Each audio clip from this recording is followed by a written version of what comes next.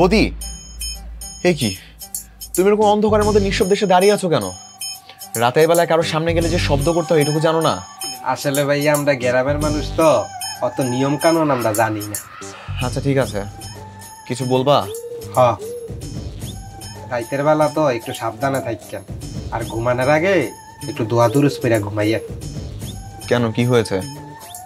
ওই যে আমার ময়নাবু আছে না, ময়নাবুর শরীরও তো জিন আইছিল, কারণ সবাই ভয়ে আছে কোন সময় আবার কার শরীরের ভিতরে আইয়ে। ঠিক আছে, তোমার আমাকে নিয়ে এত চিন্তা করতে হবে না, তুমি গিয়ে ঘুমিয়ে পড়ো। আচ্ছা ঠিক আছে, থাকেন তাইলে। ঠিক আছে।